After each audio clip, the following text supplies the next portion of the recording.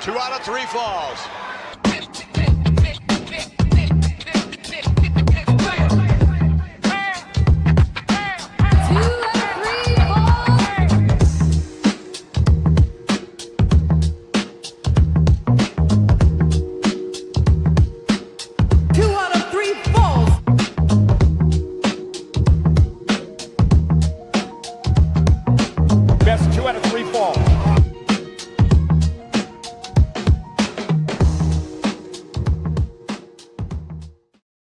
Graham Matthews, Bleacher Report, Fan-Sided, Daily DDT. My man, how you doing?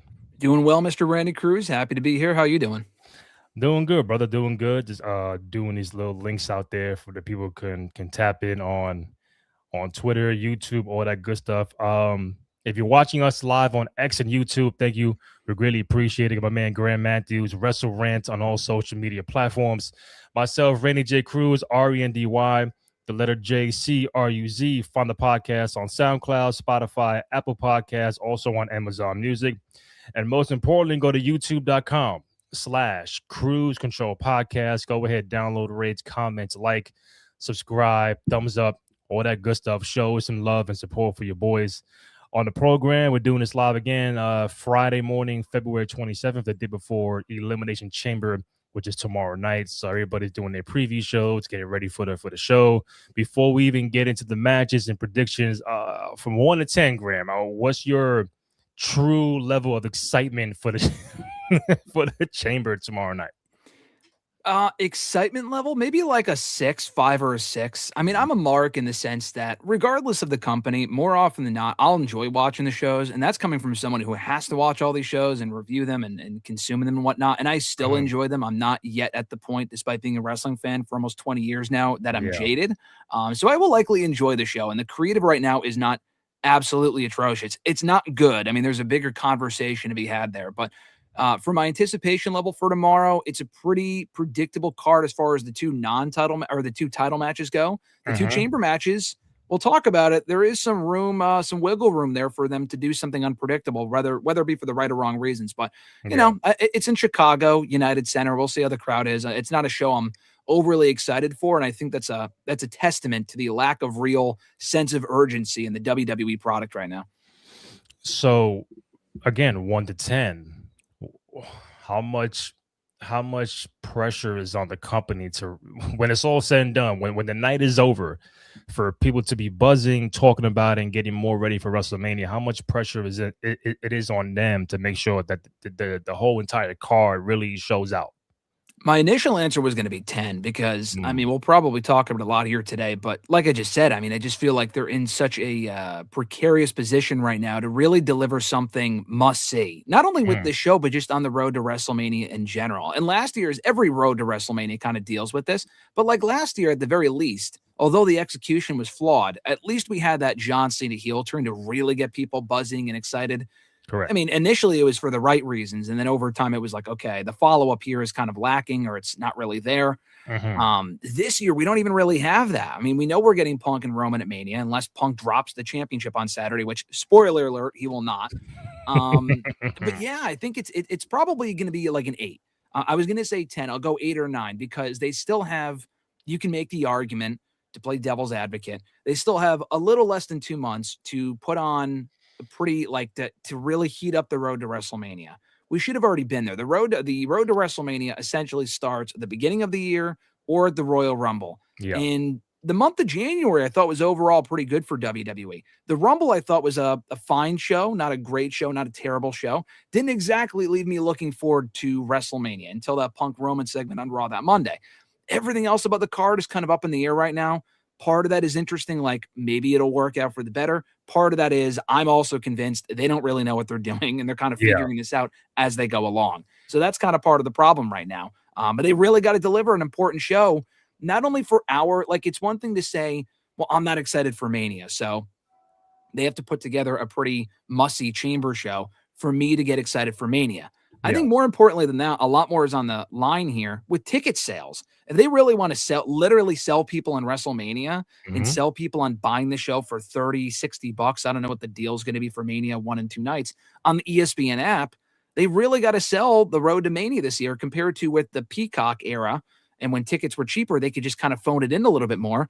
Well, it's $10. That's not a big deal. Tickets are cheaper. So if you want to show up, blah, blah, blah, doesn't really matter. But now the tickets are so goddamn expensive, they really have to give you a great card. And I think Chamber's the same way. Tickets for all of these shows are expensive. And I know a lot of people that live in the area that are not going to the show. It looks like a fine show on paper, but it's not a must-see show, and they're not going to pay these exuberant prices to be in attendance. So there's a lot on the line this Saturday. I think more than what than WWE wants you to think.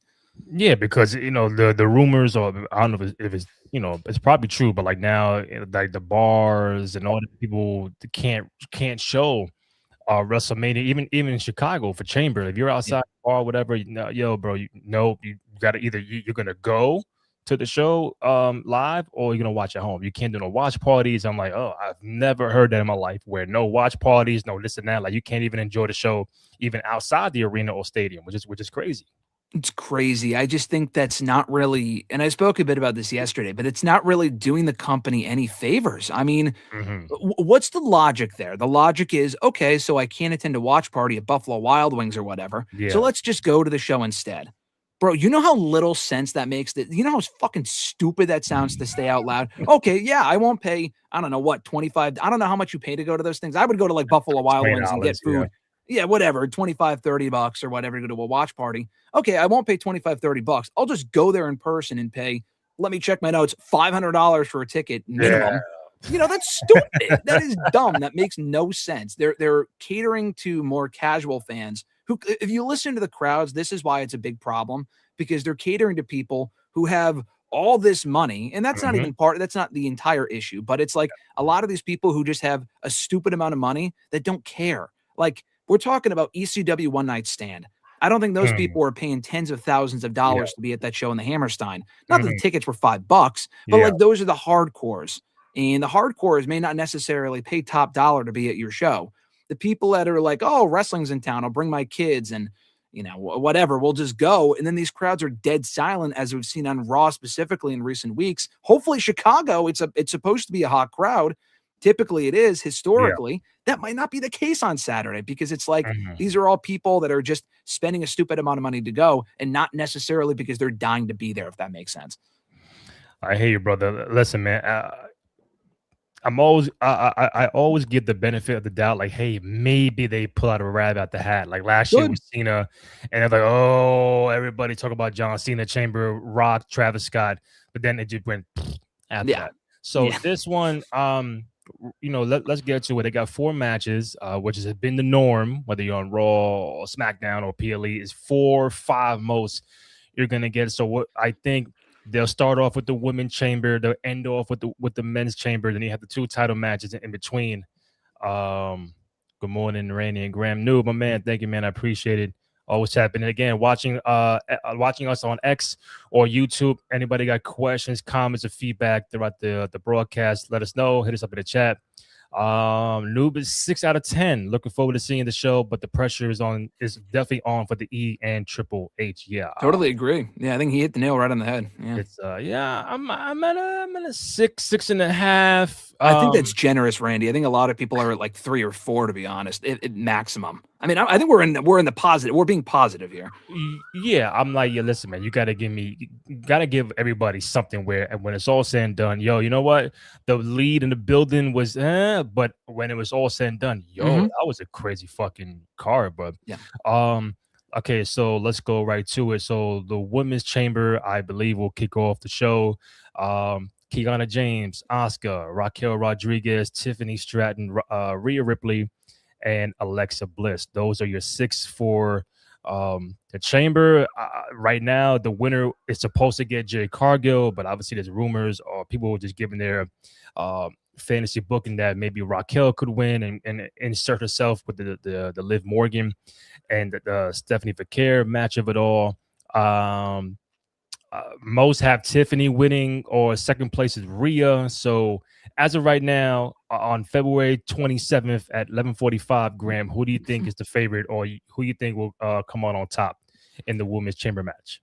I'm going to be pessimistic and say Tiffany. Now, I like Tiffany, but the problem with having her win is that we already saw her and Jade at least 3 or 4 times late last year, including at SummerSlam, Saturday Night's Main Event, on SmackDown once or twice. It's been done to death, and that was before Jade turned heel, and their last match was a squash.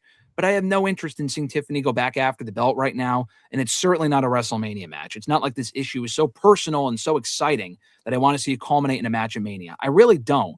I'm going to go with the safe choice and have her win, not because I want to or I think it's the best outcome at all. It's really not, but just because Rhea Ripley is one half of the tag team champions. As we speak right now, that might not be the case after SmackDown. She and Io are defending against Nia and Lash tonight. I would probably just switch the titles to get those belts off of Riho, but they're a great team. So I would have no issue with them retaining either.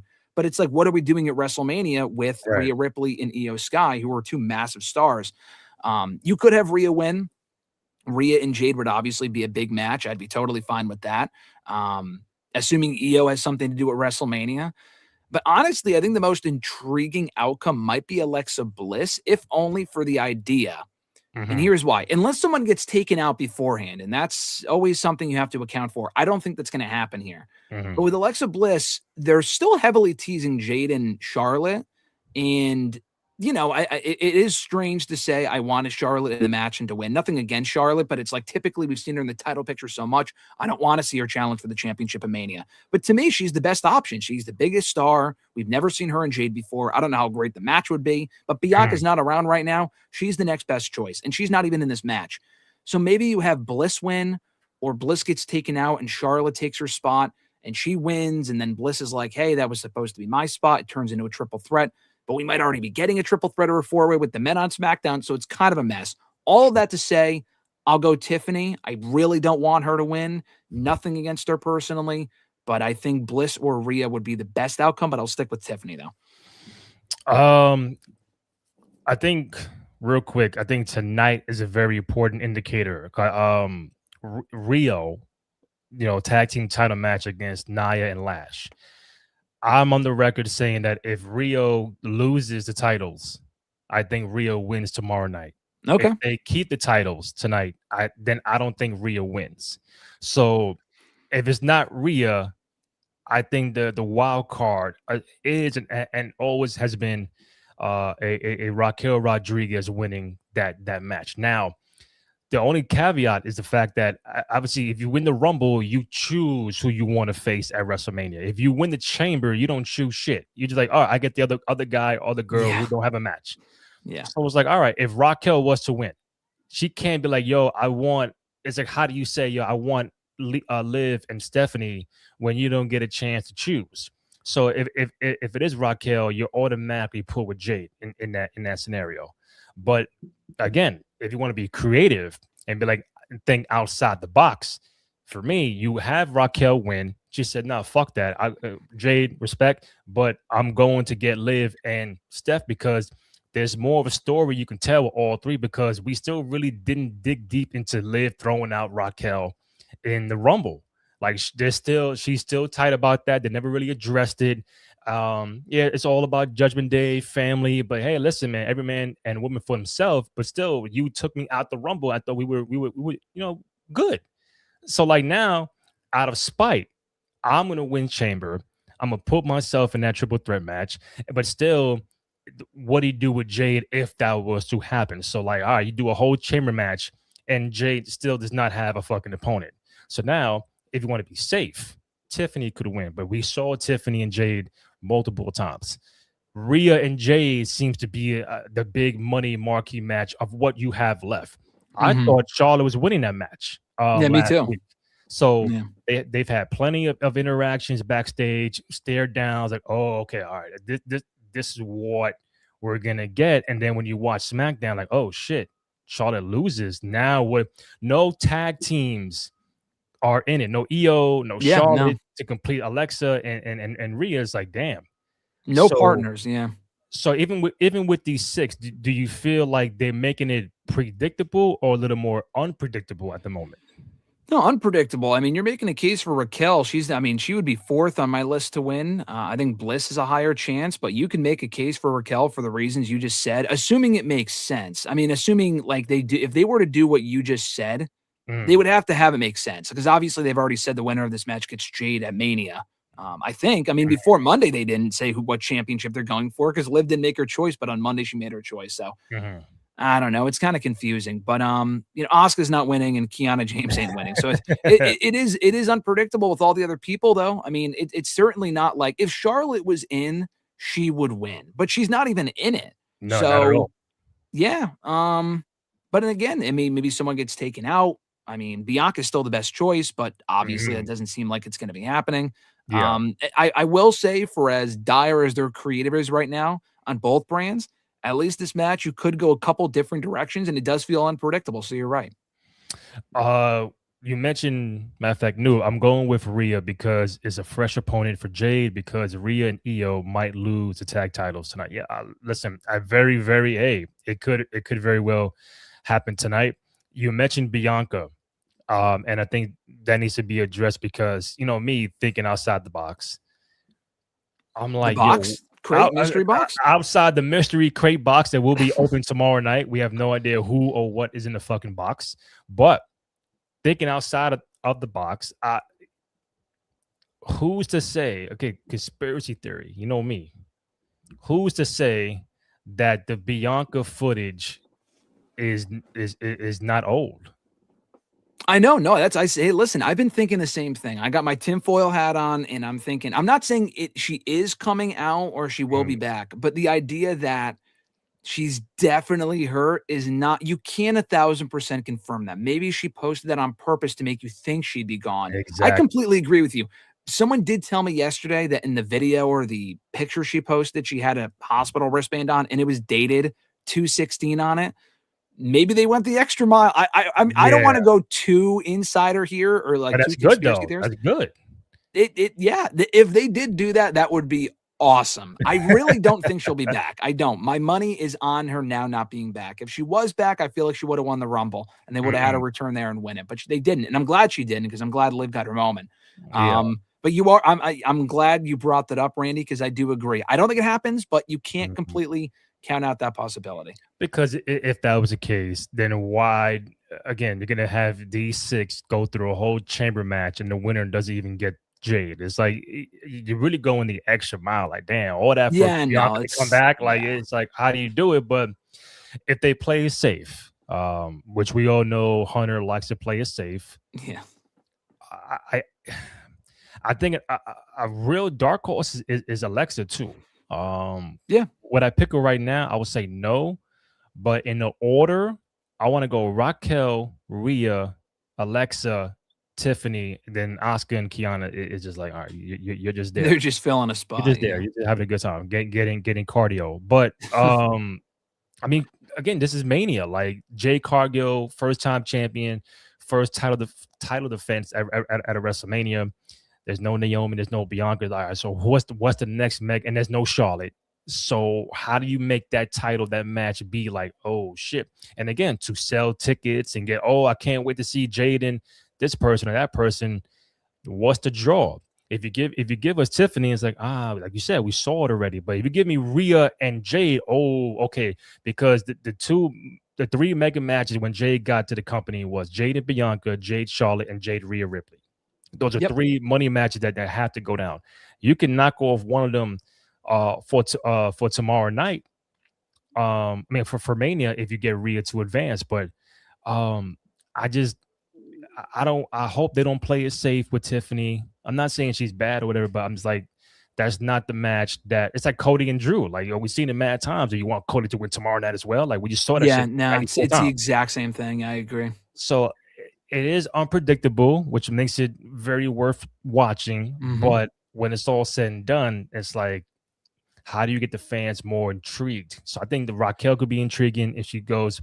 Even Raquel and Jade, I wouldn't mind seeing Raquel and Jade because I think they had a little stare down once before when Liv was trying to pick her opponent, and that was it. So, I mean, I don't know, bro. This shit is all fucked. It's all weird, bro. Is it unpredictable for the wrong reasons? Like, where regardless of who wins, it won't be interesting. Like, Tiffany winning is not interesting. The Raquel match doesn't do much for me personally at the moment. I mean, she's not a babyface. They'd have to turn her. That just doesn't do a lot for me. Alexa Bliss, if Bliss wins, Charlotte has to be incorporated somehow. Yes, and then you're left with Rhea, which might be the most interesting match of everyone involved. But like, what does that mean for EO and the tag titles? You could easily take off of them tonight.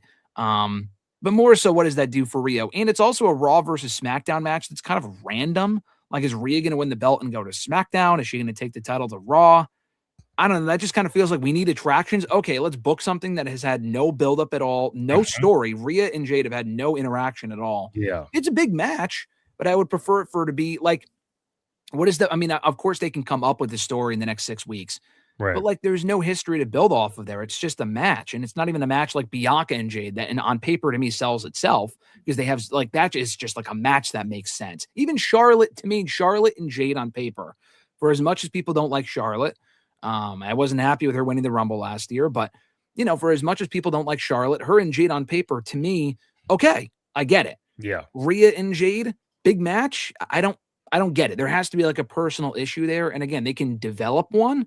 But I don't really see what that would be in the next 6. It would just be like, okay, Rhea's challenging Jade, a match, and it's more boring booking in the next 2 months. That's a problem.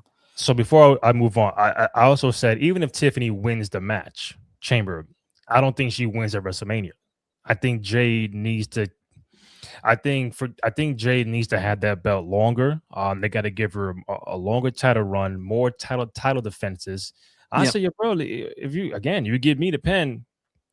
You have Jade win, but like, you know, they had the backstage with her, B-Fab and like Meechin, like they're gonna like, you know, threaten her to hit her and everything. I'm like, oh, what if they somehow help Jade win at Mania and form like their own little stable? You know what I'm saying? Like, for Tiffany to go into Mania and then win, it's like, all right, that is so predictable.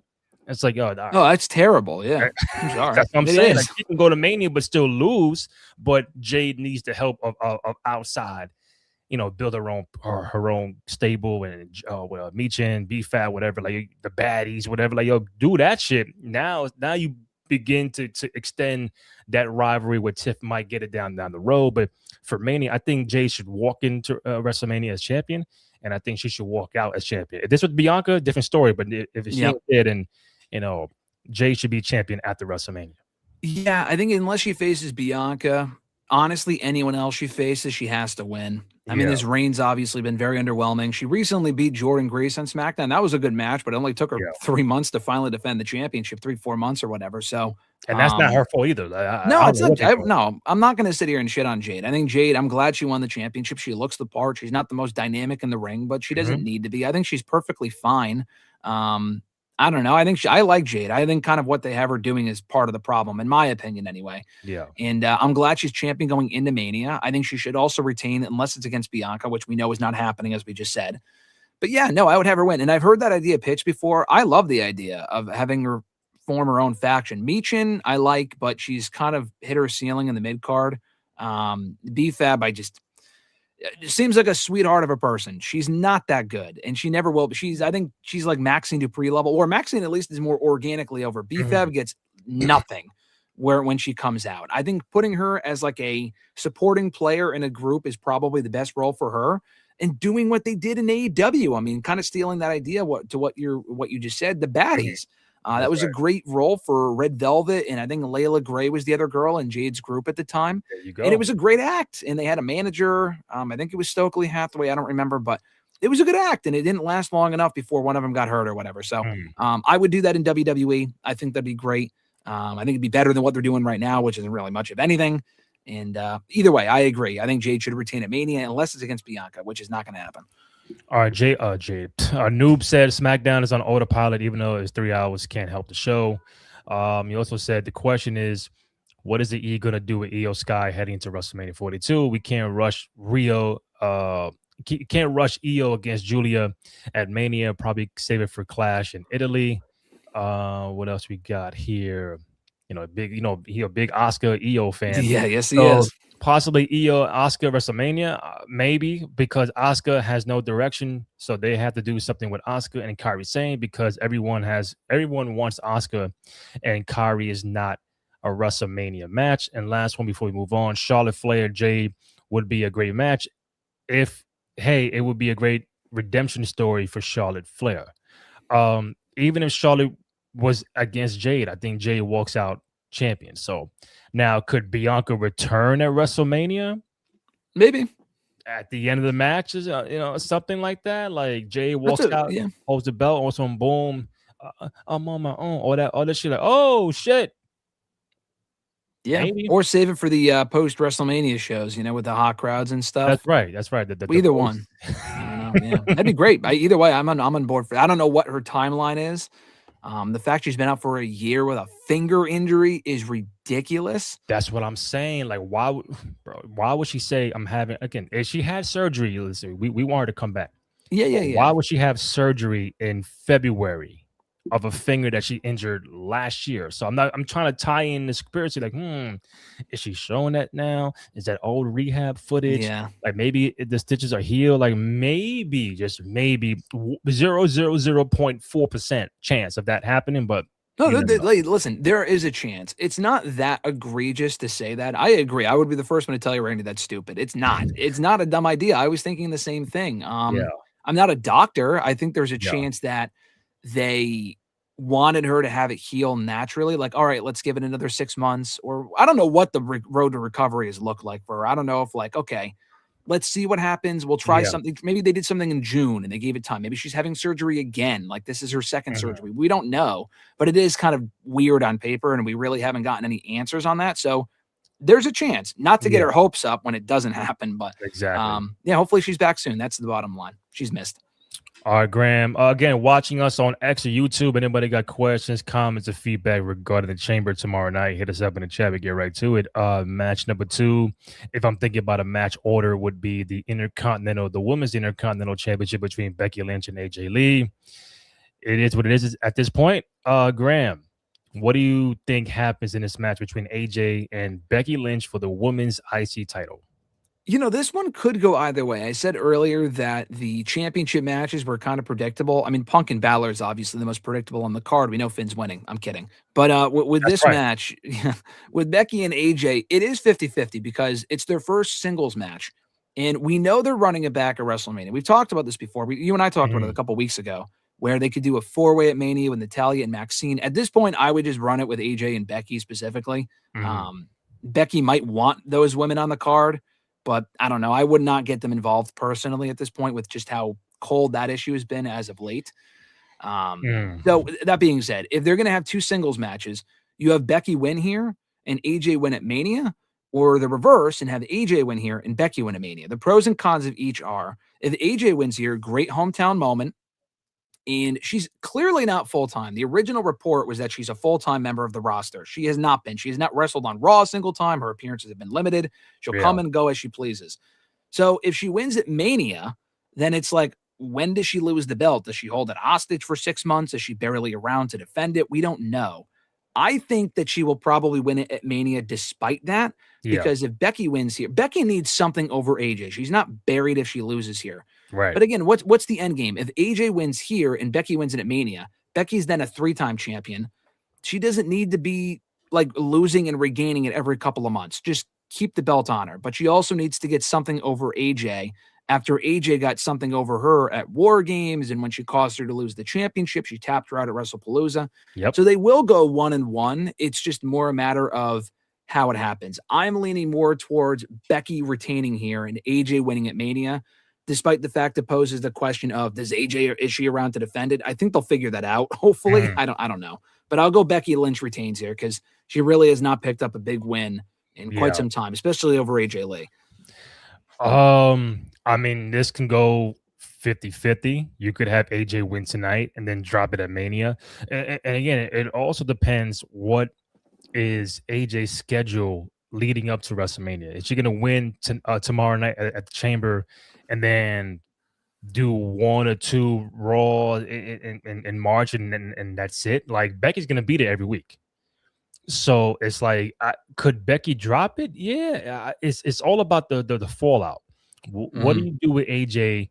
Is AJ, because AJ's gonna wrestle tomorrow night and Mania. She ain't scrapping on no Raw SmackDown until Mania. She could, honestly, maybe if they put the belt on her, tag match or something. Yeah, I mean, they could. I mean, she hasn't had any they could be slowly building to her, not wrestling on Raw every week, but like Punk, to be fair, has wrestled on a lot of Raws as the world champion. So it's not impossible.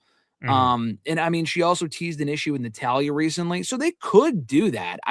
My issue is kind of what you just said. Will she be around in the long term? My answer is probably no. So if she's champion through Mania, I'm okay with that, but I don't even know if she wins tomorrow. I think they might wait until WrestleMania to get that feel good ending on the big show. Because I know we'll get to it next. With like Punk, we know Punk is gonna win. So if you want that big crowd pop, Triple H loves the pops. Yep. Does AJ get that Chicago crowd? Listen, that's not her hometown. You know what I'm saying? She's Jersey, all right? I know. I know she lives in Chicago, but she's from Jersey. So yeah. But they want that hometown reaction, the big crowd pop from Chicago. You could see her walk out as IC champion, but it's just about because the last time they were in the ring, it wasn't really a good segment.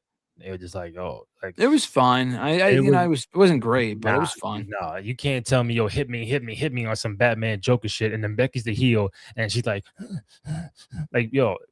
Becky, if you're the heel, you would have knocked out AJ, or AJ would say, hit me, and as Becky goes to hit her, AJ knocks her out. Something had to happen where not like Becky just walked out looking all crazy, like flat. Yeah, no, I get that. Yeah.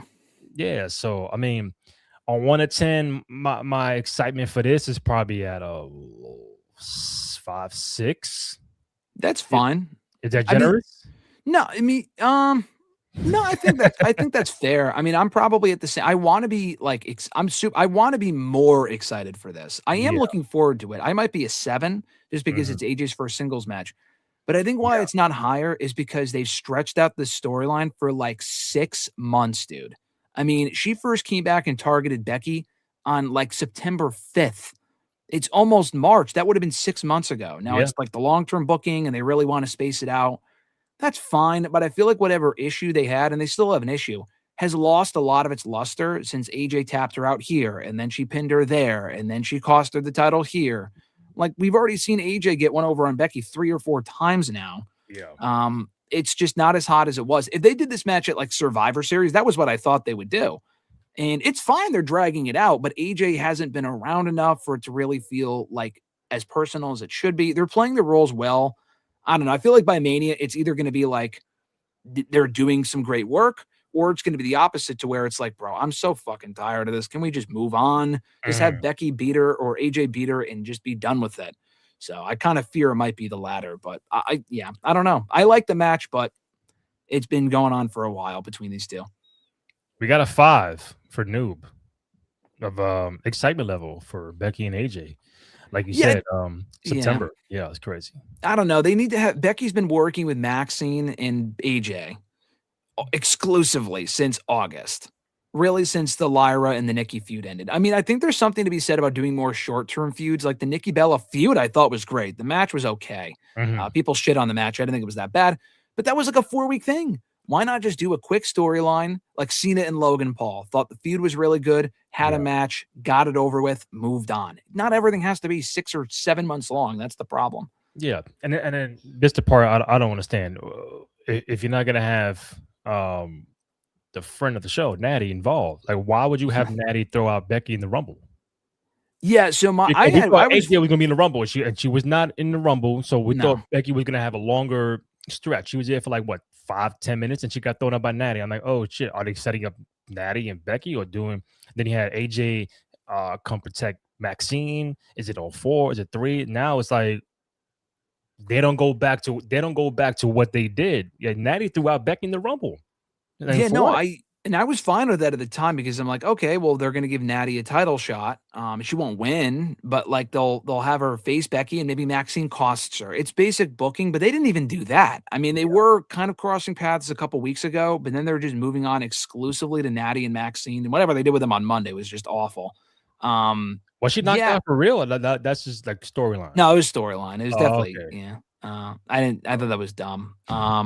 After Bronson Reed got hurt too. It was crazy. Bronson Reed got hurt. Yeah, it was not a great show on Monday, unfortunately, for reasons that are within their control and without of their control. But Yeah, I don't know. That was weird. In retrospect, I'm like fine defending things in the moment if I'm like, okay, well, maybe it'll lead somewhere because why else would they do that? And they haven't followed up on it. They still could. Honestly, they may have done that because they might do what you suggested already, a four-way at Mania. And that's not terrible, but I just don't think that's Mania worthy. I just don't. It would get them on the card. Natty's had Mania matches. I think she's fine. Maxine, do I need to see her in WrestleMania? Not really. If fucking Maxine, here's my other issue. If Maxine Dupree, who is improved, and I like Maxine, if she Yeah. gets on WrestleMania before like Bailey and Lyra and like half of the women's roster, Asuka, Io, especially women like that, we have a problem. I mean, that's an issue, okay? The four-way is good for like the Chamber or on Raw. I would not do that at Mania, but that could be where this is going, and that's why they did what they did at Rumble. I apologize for the sirens outside. That's New York City for you. They're coming for you, Randy, with that for that four-way opinion. Well, that's the delivery of the box, so we don't know what's going on. You can open it together. Okay, match number 3, World Heavyweight Championship, CM Punk, Finn Balor. 99.9999% people feel like CM Punk will walk out of Mania with the belt because he had a world title match against Roman Reigns at WrestleMania in night 2 main event. This is really about Balor, Judgment Day. Who gets involved? Does Balor get kicked out of Judgment Day, or to set up maybe him and Dom for WrestleMania? What are you looking most forward to with Balor and Punk part 2? Yeah, I think it's more so the implications of what it means for Mania. So I thought their first match was actually really good. I thought they had a great match on Raw about a month ago in Ireland. I love the idea that it was in Finn's hometown. This is in Punk's hometown. It's been a simple story. I like it. Very predictable, but I don't have an issue with that in this case because it's not like you're going to have Finn win, nor should you. Yeah, it's more about what it means for Mania in the sense that their first match, which I appreciate, was a clean match. No interference, no Judgment Day bullshit. It was a clean, straightforward singles match. Mm-hmm. That tells me they're not doing that here.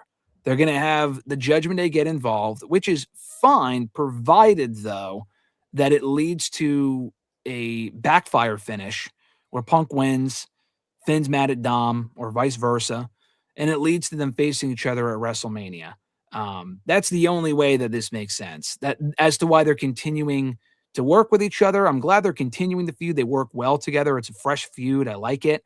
Mm-hmm. But yeah, I'm hoping they get involved, and we need to have some sort of development with the Judgment Day. It's been too long without one. Liv came back, and they've been all hunky-dory since then.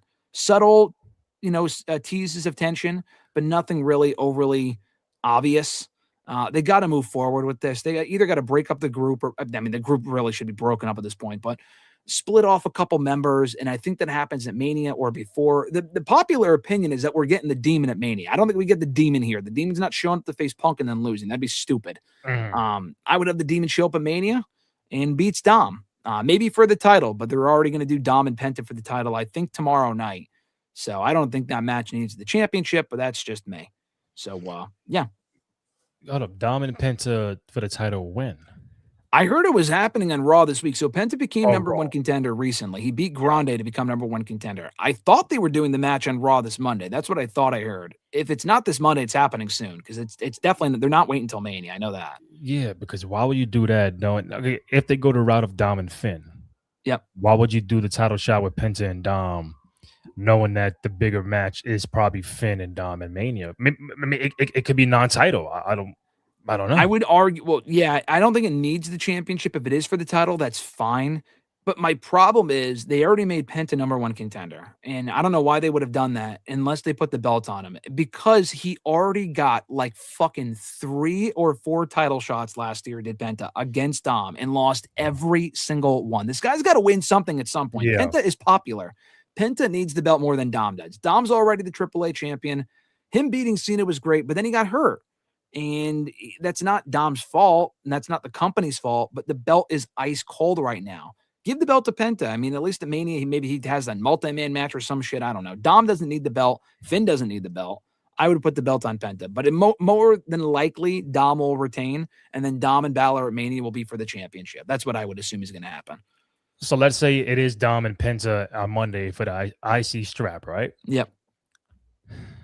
What I would do is you have Dom make Finn lose at Chamber. I see where you're going with this, and I love it. But yeah. So that's on Saturday. Yeah. Whether it's by mistake, he gets kicked out, whatever, on purpose. And then Monday, if they have the Dom Penta match for the IC strap, Finn Balor costs Dom Mysterio the IC title. Yep. Then Penta has the title. He does whatever on this side, while Dom and Finn, you have the straight up one-on-one match at Mania. Yeah, no, I think that's perfect. That's now, how would I they would do it. that is another fucking question, because like it's right there. Like that's not like outside the box. Like that's just making interesting television where, all right, I cost you one day, I'm gonna cost you your shit now. Now Yeah. we're gonna scrap. Like that's it. That's all you need. It don't need the title, but could it be for the title? Sure, but does it need it? Probably not. No, I don't think it does, because it's like, I like Finn. I don't think he Yeah. needs the IC championship. I think there's so many other people on that roster right now that aren't really doing much that could benefit from having the championship. Yeah, I would put the belt on Penta. I mean, I think Penta needs it more. He's popular. Not that Finn's not, but yeah, I would just put it on Penta, because otherwise, is Penta even at WrestleMania if he's not the Intercontinental Champion? And he's already challenged Dom like 3 times, like I said, and lost every time. Just give him the championship. I think he's 0-7 in IC title matches since coming on the main card. Some weird record, like damn, Penta. Like, so all right, if Penta, that's a lot, yeah. If once Penta is IC champ, let's say as soon as this Monday, for example, who do you put up against with Penta? For Mania? And just in that IC title realm, who's, if it ain't Finn, if it ain't Dom, they over here. Who are the people you want to see Penta get involved with for the IC strap? I will say this. I would have it be a one-on-one match with Finn and Dom, because I was almost going to say, I could see them putting them all in a multi-man match for the IC championship. Like, Finn, Dom, and then Penta, and then someone else. Guess what? We got that fucking last year with literally the exact same match with Finn, Dom, Penta, and Braun Breaker. Do not do that again. That's lazy. We should have got Finn and Dom a year ago. But anyway, I would do Finn and Dom one-on-one.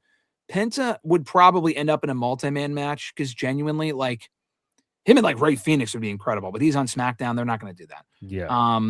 He's already feuded with Rusev as Penta. Rusev's not doing shit right now. Obafemi doesn't really make sense unless he's a heel, which he shouldn't be. If you do a multi-man match, you can get, Femi should be facing Brock. But I would do Penta, Javon. You could throw Javon in there.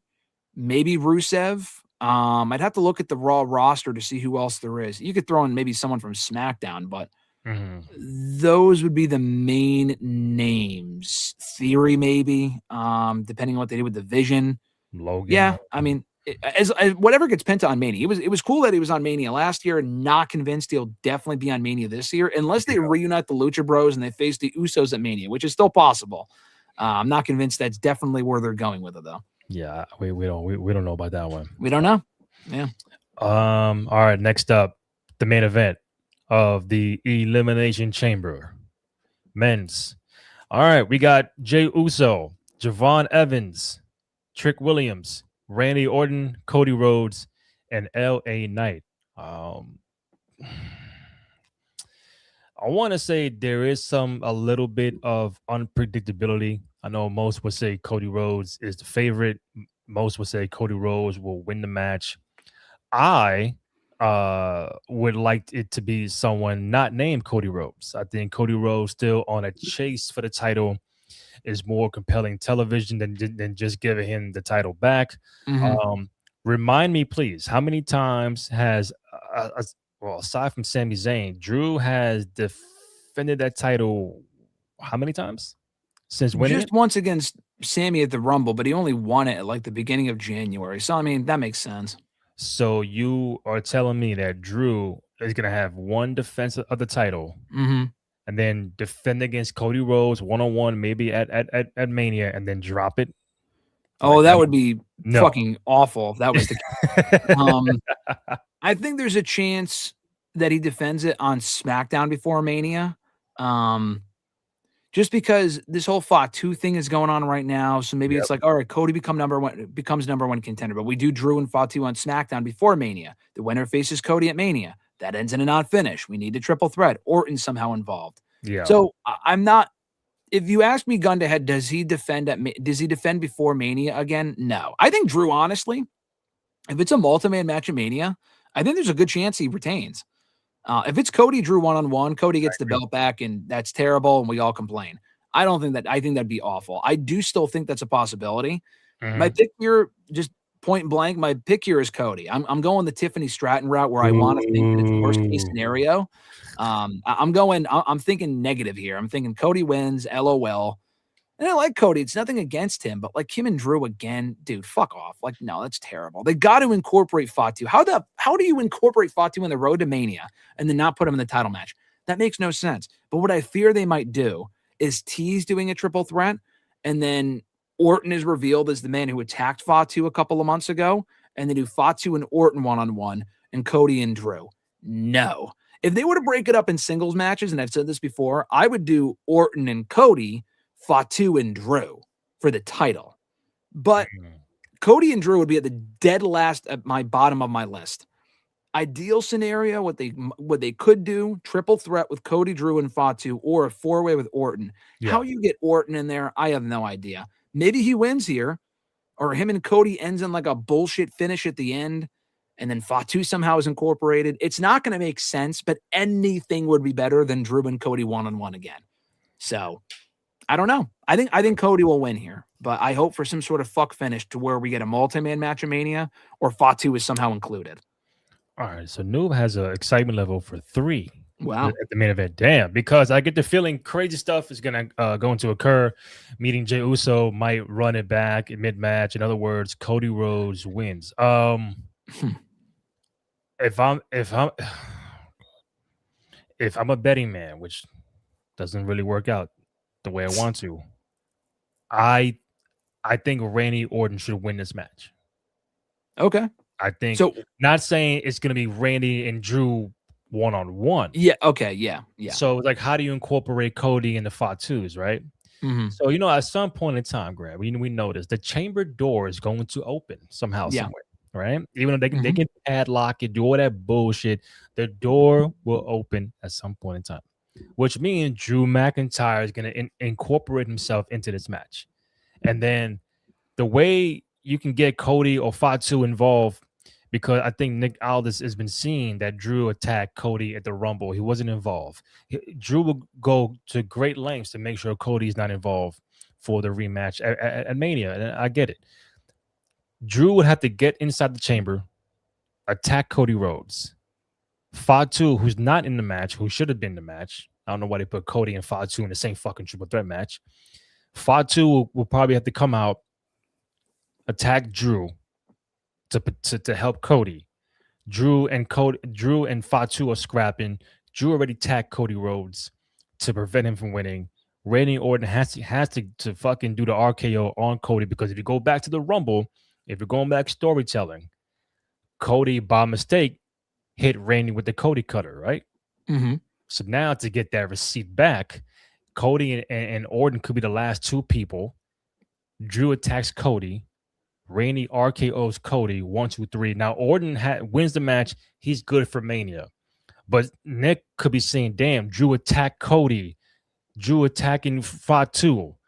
Then it's like, yo, fuck that shit, bro. Like you're intervening all over the place for no reason, because you interfered in the triple threat with Sami Zayn anyway.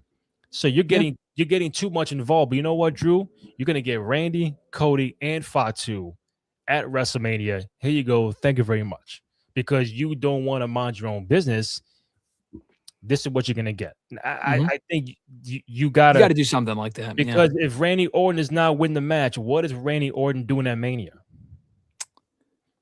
You can't. He has to be black. He beat him. Oh, he lost last week. He lost, but I don't think that's the match in Mania. I don't. I wouldn't mind it. I wouldn't care about it. Like, what do you do? What do you do with Randy Orton, who has not really been doing anything much the last since the fall, since SummerSlam with Jelly Roll? He ain't doing much. No, he's been spinning his wheels for a long time. I think he has to be working with any of these three people. Him and Drew one-on-one would also be bad. Cody and Drew is the worst, but Drew and Orton is not much better. We've also seen that a million times, and I have no interest in that at WrestleMania for the title. He is either working with Cody one-on-one non-title, which would be, in my opinion, ideal, but they're not going to do that. Fatu non-title, which would be cool, but then we get Cody and Drew, which would be terrible. or he's incorporated into a triple threat or a four-way. That's the only way that's the only direction for him at Mania that makes sense. We already got him in Black, like you said. They could run it back at Mania. I don't see them prioritizing Aleister Black at WrestleMania. I think that'd be cool. I don't think that's going to happen. You have Trick Williams, and that's a fresh match. But I think Trick's going to work with Sami Zayn based on what they've teased. Yeah. So or Carmelo, maybe. What'd you say? Or Carmelo and Trick, maybe. Yeah, no. Carmelo and Trick is also very possible too. Yeah, for sure. So yeah, either way, I don't think Orton works with Trick. So yeah, I think it's got to be one of these guys that we just mentioned. And I think the bullshit's going to happen the way that you described it. Will it make sense? Absolutely not. Why would someone win a chamber and then like two other people get added to a title match at Mania? But guess what? It makes no sense, but that's what they have to do. They book themselves into a corner with this shit because they have to do a four-way at Mania. I don't even know why Cody and Drew are still feuding, dude. I mean, it's been forever. You talk about long feuds. This is even more exhausting than Becky and AJ. Yeah. Stupid. Because, again, according to Meltzer, you take it with a grain of salt. Yeah. According to him, doing a Drew McIntyre Cody Rhodes singles match at Mania has been questioned by the E due to the belief that this match is too predictable and what people would expect. A triple threat has been discussed, but the title match would not be any larger than that. So it might cap off at triple threat. I think fatal four-way is the way to go because listen, man, that Punk and Roman match you got is super duper WrestleMania main event. Like, that is the talk of the town right now. What can you do to even be on the equal level? It ain't gonna be more than Punk and Roman, but what can you do to be like this? To be like, you know what? Damn, I know that's night 2, but night 1, bro, I get Cody, Drew, Fatu, Orton. Anybody could fucking win that match. So you gotta. This is, and again, this is not happening without the 19 injuries you got going on. So it's just very unfortunate they got. Sure. If everybody's healthy, this is a different feeling, a different WrestleMania card. The Seth Rollins shit is the major domino effect. And it's sad at him, maybe Braun, obviously Braun Breaker, Bronson Reed, still no Bianca, still no Kevin Owens. Like, there's a lot of key people who are not involved in this Mania that can make it really pop, but it's like, this is what you got. And they're rewriting shit every week. And I'm not trying to defend them, but it's like, you got to go with what you got. But it's also the compelling storytelling that you're not doing. You're just doing match. But it's like, we don't want to keep seeing the same things over and over unless it makes sense. Now, if you give me Cody and Drew one-on-one, you just gave me 3 stages of hell. What's next beyond it? Gonna give me a fucking Hell in a Cell match to main event WrestleMania? Like, what else can you do to end this feud going forward? Because they still have not said who attacked Fatu, so that's still out there as well. Maybe it could be Cody, maybe it could be Randy, but you haven't told that story yet. So until you tell that story, what are we doing with the Randys and Fatus at WrestleMania? I like Drew as champion. I think he should walk out of Mania as champion. But Cody's better on chase mode. But you don't want the reaction from the fans like, Cody wins. It's like John Cena many moons ago. You know John's gonna win, but it's like, here we go again. But it's like, how do you win? like come on, bro. Like Cody can lose this match. He could be involved in the main event. Doesn't mean he has to win. So I think tomorrow night's a very, very important show for them to really kick up that gear for WrestleMania, because we watch and we see on social, like, it's not moving very well. Everybody might wait to the last minute to buy a ticket. It's a lot of strange movement and things going on. Yeah, but you got to walk out of that show tomorrow like, oh shit, I did not see that, bro. We haven't even mentioned the box. Like, we don't know what the fuck is in who or what is in the box. Like, we all could say Jericho. But like, okay, let's go there real quick. If it's not Jericho, if it's not him or a garment of something to represent Jericho, what do you think they're gonna? Could that can't be a let off either? Yeah, no. Well, Okay, so two things. As far as who I think it is, I know the betting favorite right now is Danhausen, who is in AEW. I don't know if he still is. They're usually pretty good with, like, if someone's gone from the company, they'll take their picture off the website. I'm pretty sure he's still on the roster, so I don't think he's contractually free. He might be after February 28th, but this pay-per-view happens on February 28th. So I don't think he shows up on Saturday. Nor do I think they would make plans for a guy that's still under contract to a different company. Same thing with Jericho. I think Jericho is still a decent possibility. I saw the report from Fightful that they added time to his contract because he left. Yeah. I mean, so he wasn't hurt last year. I believe that what they received as information, I'm not saying they're false. I'm just saying I heard that and I'm like, that sounds like bullshit, because the whole reason why he wasn't on TV was it was a creative reason. Tony Khan signs off on that. It's not like Jericho, to my knowledge, said, hey, I'm going to go tour with Fozzy. He wasn't doing anything last year. They just took him off the show for creative reasons, or he ran out of dates or something. So then you can't really extend that guy's contract. I think there might be something going on. And I also think Tony Khan and Jericho are so friendly and so tight. Tony Khan is not going to want to piss off Jericho being like, let's add time to your contract. He's not going to fucking do that. He would be like, all right, just go ahead and go to WWE. So I feel like they might be working people with that. I don't know. Yeah. Jericho, I think, still makes the most sense. My prediction is that it's some sort of an item to promote like a movie or like 2K26 or something. I genuinely do. I mean, they've done that shit before. It's lazy. I don't think it's a person, because the box has been on Raw and SmackDown for 2 weeks. That person, what'd you say?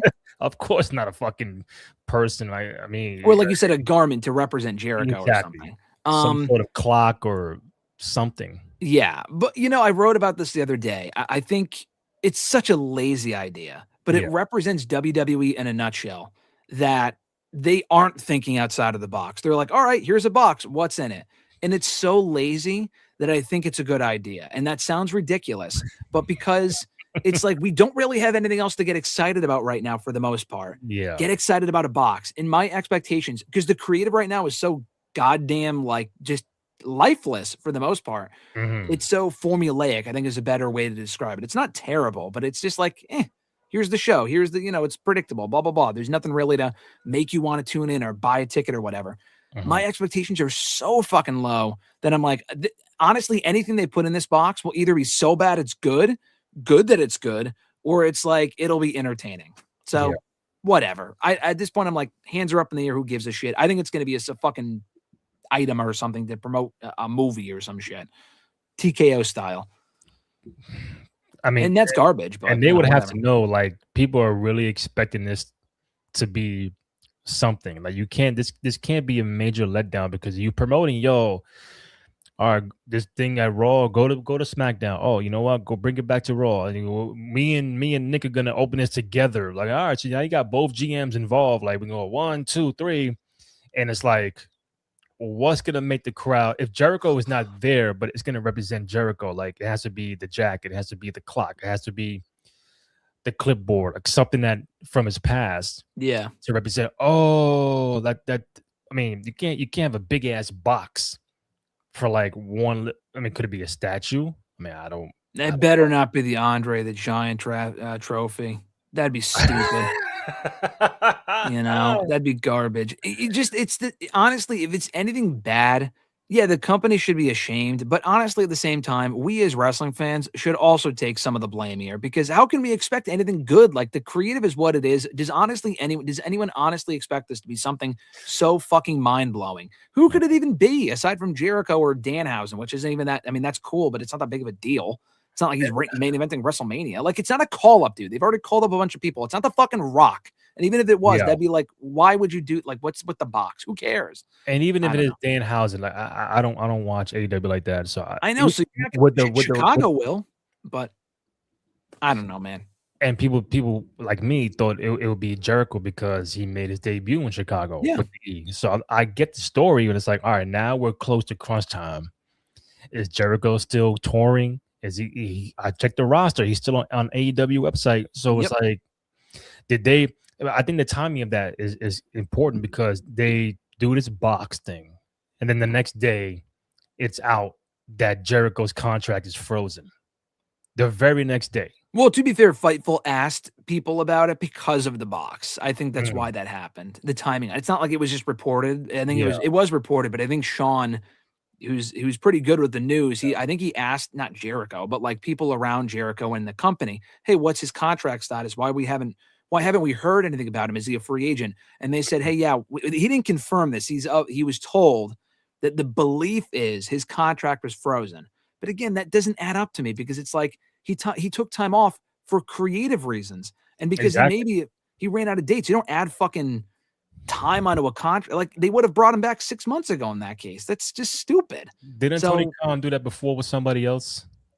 He's added time to people's deals, but like he has done that. I'm not saying he wouldn't do that, but with Jericho, I don't think he would. And I think Jericho is, not to give him too much credit, because a lot of the shit he's done in AEW the last couple of years has been garbage.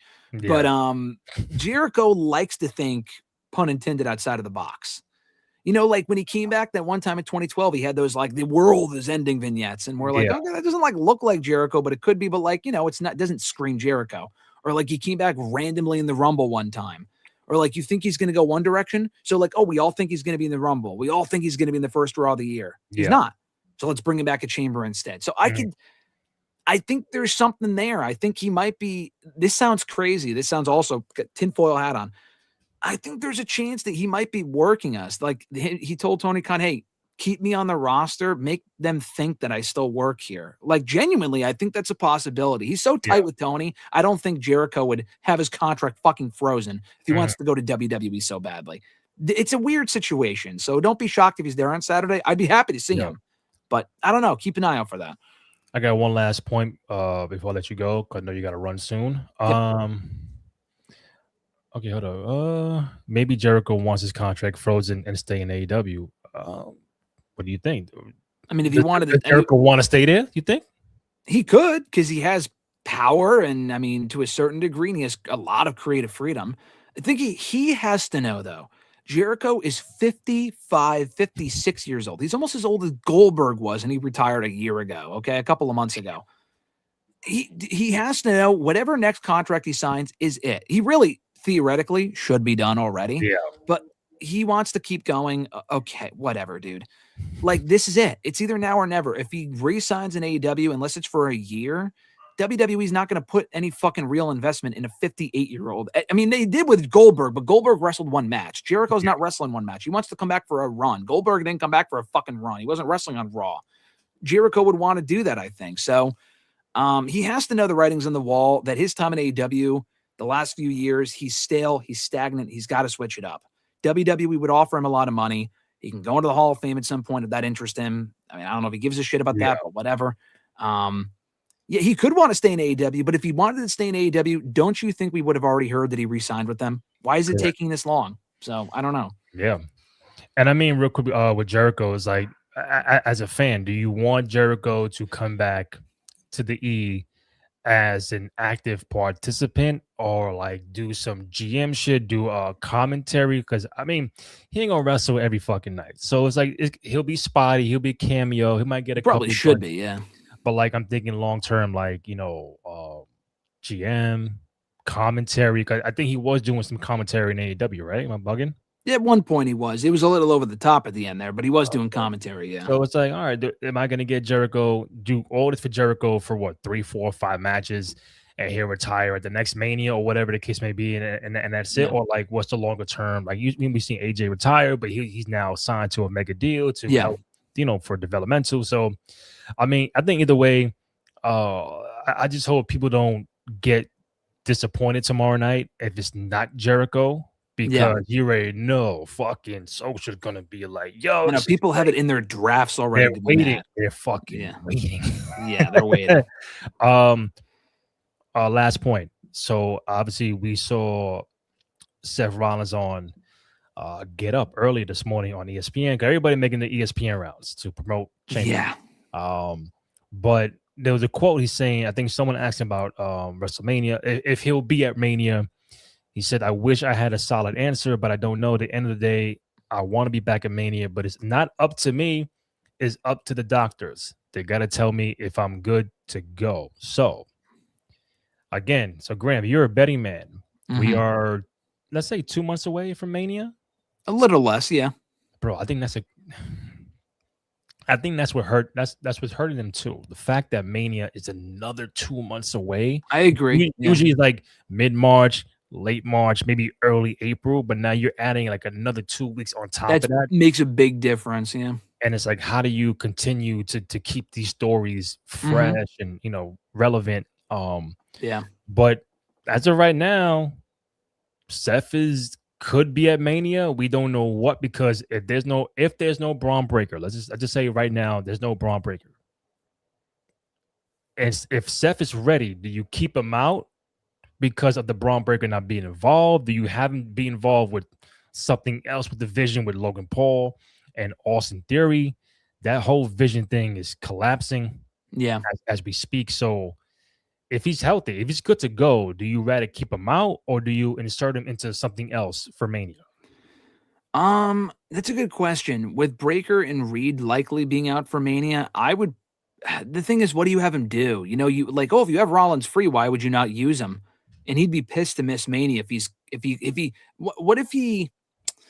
I don't know. I would probably have a miss and like rehab longer. Don't come back too quickly, because I think he's come back early from injuries before and it kind of fucked him in the long run. So I wouldn't do that. Honestly, if there's no match that makes sense, keep him out. I mean, people miss Mania all the time. Sami Zayn missed Mania last year. Rollins is a bigger star, but still, people miss Mania if it makes sense or they're hurt or not 100% ready. I would keep him out. Like, unless he's doing something like I thought maybe they could do a tag match maybe with the Vision, but there's no Vision to speak of at this point. Just whatever, man. I would just keep him out and then bring him back when either Reed and or Breaker are back. Like, having him work with Theory and Logan Paul is not fucking interesting. So I would just keep him out, because what else is he going to do? Insert himself in a Punk and Roman to make that a triple threat for the second straight year? Like, no way.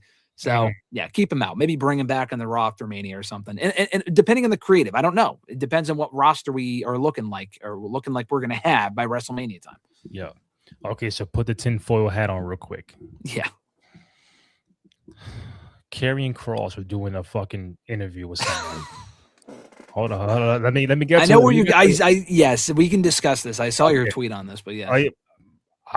Tell me I'm bugging. Tell me I'm not. That's not a fire idea, though. It's not a fire idea. No. Listen.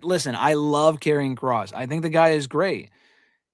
I don't think he would fit into that well. I don't think people would care. If he's going to be back, if they were to bring him back, and I'm not saying that's what the Heyman text led to, is what that means. He may have just been texting him as a friend. I mean, that happens. Like checking up on him. It was some real weird timing that you're doing something, and then like Karrion Kross gives the interview guy a little like, yeah, you can read it. Oh, say who it was, and then it so happened Paul Heyman of all people is going to text you while you're doing this. So now, if you did not want the world to know, you would have been like nah, something like that. But it's now known that Paul Heyman. It could be nothing. Yo, how you doing? Checking in on you. We don't know, but it's just the opportune timing that you get a text during the interview. The guy reads it. Oh, Paul Heyman. Now the world is thinking, oh, what's going on here? So Theory goes off like, okay, there's no Braun Breaker. There's no Bronson Reed. You only have Logan Paul and Theory left from the Vision and Paul Heyman. Seth is trying to come back, but his actual opponent may not be around. What if, and plus this whole mass man thing is still up in the air too, right? So it's like, what do you do?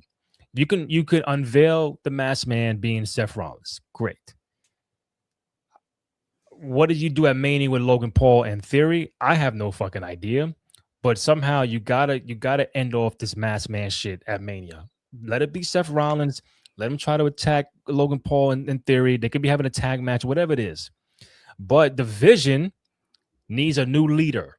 They need someone to keep this shit going. Like either you're gonna end it or continue it. The only way you probably can continue it, get a new leader.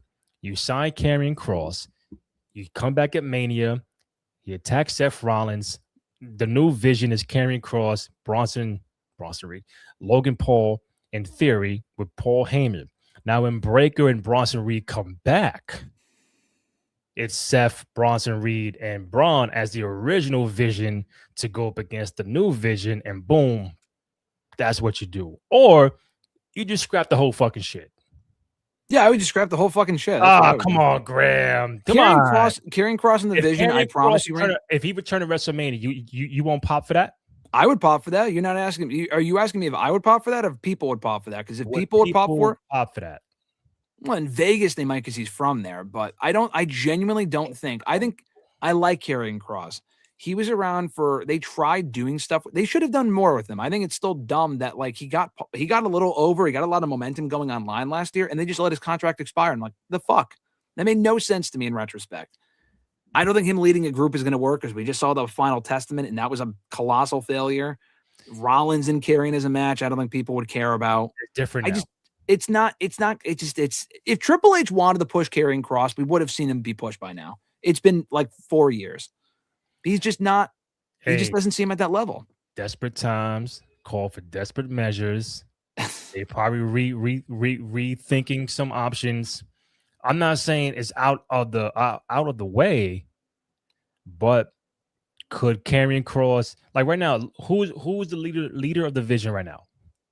None, because there's no vision. Here's what I would do. I would scrap the whole group and just turn Theory babyface, which is what they should have done in the first place. Have him feud with Logan Paul. I can see that happening. I think it's too soon for that. I think it's too soon for that to happen. They should have done that already a year ago. I mean, yeah, but with this incarnation of the Vision, I think Theory is not going to turn babyface for quite a while. I think he should. Logan going later on, but him and Logan as a team, it's just like, who cares? You know, they took out the most interesting parts of the group. They all got hurt, and they're not going to be back anytime soon. And it's just the group wasn't even that. It wasn't like we were there when they formed a year ago. That was awesome. It was a great angle. It never just really clicked. It just didn't really work. And the gods are telling them, "Hey, fucking pivot from this." Otherwise, we wouldn't have. Even with Seth. Listen, again, two different things here. I liked the Vision. I love the idea of it. I enjoyed the group. Was it my favorite faction of all time? No. Did a lot of people enjoy the group? Did it make for great television? No, it really didn't. When Seth was in charge of the group, there's a difference. I liked it, but the overall Raw state of Raw last year was fine. It wasn't bad. It was okay. The Vision did not make Raw better. They were working with the same people. And could you argue that's not an issue with the group, but it's an issue with the creative not giving them enough to do? Yeah, but it's still the same creative team as we had a year ago. So it's not like that would change if they were all of a sudden back. They added all these different people. It didn't work. I don't even think adding Logan Paul was a great idea. Adding Theory, I thought was a mistake. I don't really think he's a game changer in that role. Well, I think if Seth don't get hurt, I don't think Logan's involved. I think I would like to think that. No, I would probably agree with that. Yeah. But at this point, there's two people left. I mean, I would just, unless you keep Logan in Theory in the tag ranks, which is possible, and they face the Usos at Mania, which is like, okay, is that bad? I don't know. It's whatever. I think if they want to salvage this, if they want to keep it going, you need not Paul Heyman because he's not an active athlete. You need a mouthpiece to be the leader of. Even when Bronson Reed and Braun was there, there's no leader of the group. So you need someone to, carrying. It should have been Breaker. It should have been. But Karrion Kross, he can talk his ass off on the microphone. He can cut a fucking ill ass promo. So someone like that, if you have someone out there like who can, not saying be like the savior, but like someone who can come in, be the leader, and just be a 2.0, a 3.0 of this group for the time being, and you give him Seth as your first arrival, because Seth might come back at Mania. You need someone for Seth to go, because whenever Seth comes back, he's a good guy. That's number one. So you need a bad guy to go up against Seth. And again, when Bronson Reed and Breaker come back, hopefully it's probably like summertime, whatever. You can have a new Vision against old Vision as little 6-man. I'm just saying, just something that you can work with, because if not, there's no Vision. Seth is a good guy, and what do you do with Seth Rollins? What, you gonna tag team with fucking LA Knight against Logan Paul and Austin Theory? Do you want to see that instead? No, not really. No, that's what I'm saying, bro. Go call Karrion, tell me, bro, we fucked up. It took us a year to realize that we fucked up. Let's talk. I don't think that's the right. Even if you did bring him back, I would turn him babyface. I just think as a heel, they tried him. He's a great character, but like he never clicked. Like they had him working with Sami Zayn, and it didn't really make for great television. But he's I don't know. He's in the gray area. Even Seth was the bad guy, but the Vision was getting cheered. That was the times. Yeah. That was awful because they never changed Rollins' music. That's a whole other issue. The Rollins thing is just, I don't think he should be a baby. Whenever he comes back, they need to give him new music because that song is just so fucking tired. The the revolutionary shit's garbage. Yeah, that's so stale. Like, move on. Last thing, he is not going to miss Mania if he's healthy. Listen, I agree, but I think I agree. It depends. I don't know. I don't want him working with fucking Logan Paul again. I have no interest. If Braun Breaker was healthy, we know for a fact he ain't missing Mania, and that's the match. But it's a lot. Or it's Reed, a lot going yeah. on. Oh. Yeah. If it's like Breaker's healthy, it's like obviously Rollins and Breaker. Okay, Breaker's out, so at least we still have Reed. Maybe Rollins and Reed. You can't even fucking do that now. So it's like, yeah, just whatever. Just scrap it. Call Karrion Kross. Hey, if he shows up, Randy, then and he's in the Vision, you're the smartest guy in the room. Now, you know what?